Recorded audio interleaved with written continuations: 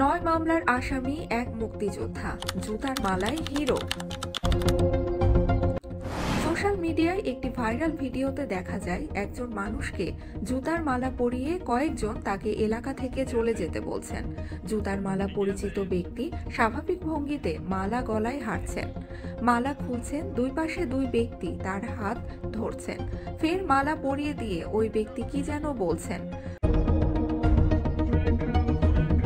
অন্য ব্যক্তিরা তাকে উদ্দেশ্য করে বলছেন, আপনি কি আমাদের এলাকায় থাকতে দিয়েছেন?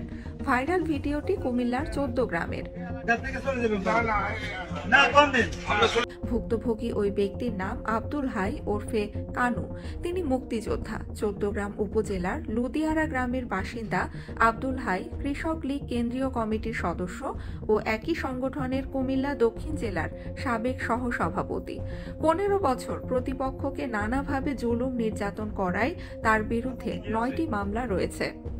ভাইরাল হওয়া ভিডিও নিয়ে সোশ্যাল মিডিয়ায় বিতর্ক চলছে।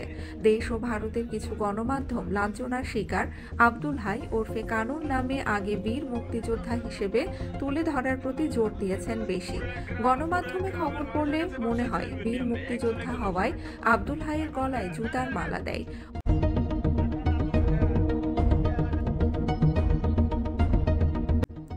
খবরে বলা হচ্ছে, একজন বীর মুক্তিযোদ্ধাকে এভাবে হেনস্থা করা মেনে নেওয়া যায় না।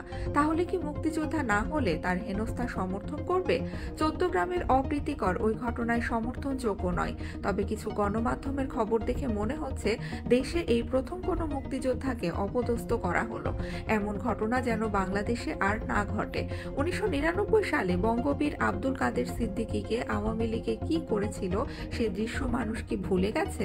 আওয়ামী লীগের 15 বছর শত শত মুক্তিযোদ্ধাকে যেভাবে হেনস্থা করা হয়েছে, ফ্যাসিস্ট আওয়ামী লীগ সে তালিকা করলে পত্রিকার পাতা ভরে যাবে।